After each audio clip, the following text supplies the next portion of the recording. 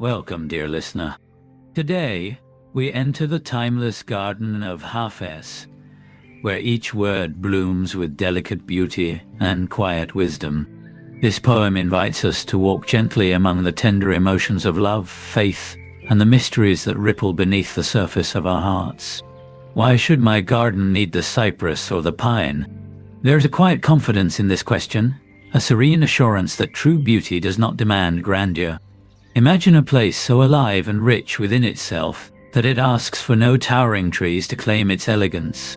It's a gentle reminder that sometimes what matters most is the life quietly growing beneath the surface. Our home nurturing boxwood, how is it any less? Here, we find a tender pride in the humble, the everyday. The boxwood, steadfast and nurturing, shapes and shelters a home with its silent presence. It reminds us that greatness is often found not in loud gestures, but in the small, steadfast things we hold dear. O beloved youth, which faith have you embraced? This is a soft, curious whisper, reaching out gently to the soul's journey. There's warmth here, a tender invitation to explore the sacred colors that faith paints upon a young heart, beckoning us toward mystery and wonder. Our blood's pact is holier than a mother's milk. The bond described here pulses with fierce and tender grace. It speaks to loyalty that runs deeper than nature's own nurturing, echoing with an unbreakable tie that binds us beyond words, carrying the weight of sacred promises. When you see the trace of sorrow from afar, seek the wine.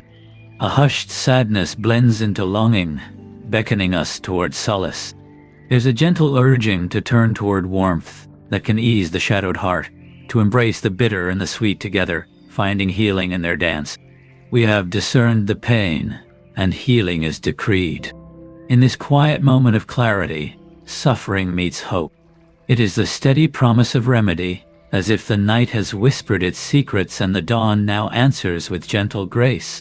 Why should we bow our heads from the threshold of the Magian elder? Here, reverence coexists with subtle defiance. Standing firm at the doorway of ancient wisdom, there is a call to honor the mystic path with dignity and strength. Fortune dwells within that abode and grace is found at its gate. This image glows softly like an invitation, a warm breath hinting at blessings quietly waiting. It's the comforting knowledge that abundance is near, just beyond the door, ready to welcome us. Love's sorrow is but one story, and how wondrous that is. There is marvel in the timeless tale of heartache, a dance both familiar and endlessly surprising. It reminds us that shared sorrow is a secret song we all hum, unique yet deeply universal. From every tongue I hear, it is ever fresh and unique. This gentle celebration tells us that even familiar stories carry endless new light. Each heart's voice is a spark, a singular glow weaving into the infinite tapestry of longing. Yesterday he promised union, yet in his mind there was wine. Here lies bittersweet tension, a soft sting of distraction or unfulfilled promise. It reveals a heart caught between hope's bright words and the escape into intoxicating dreams. What will he say today, and what dreams stir in his mind? The air is filled with tender uncertainty. We lean closer, yearning to hear the fragile truth beneath shifting thoughts, suspended between hope and doubt. Shiraz, the pure water of Rocken, and this sweet gentle breeze evoke a sensory embrace, the breath of a beloved place. It whispers calm and beauty, carrying us softly like a lover's sigh, inviting us to rest in peaceful moments. Do not fault it, for it is the beauty mark of 7 realms. Here is tenderness protecting imperfection, seeing flaw as a rare jewel. We are invited to embrace the uniqueness that connects us all, a cosmic charm shining in the simplest of marks. There is a difference from Kedra's water, where darkness finds its place. Dreamy and mysterious, this line calls us to contemplate sacred waters guarded by shadows, places where light and dark meet, holding secrets deep and profound. Our water, whose source is God is greatest, flows apart.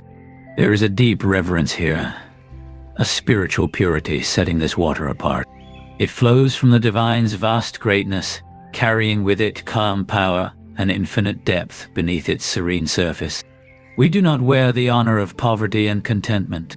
This quiet confession reveals the bittersweet tension between humble acceptance and the yearning for dignity.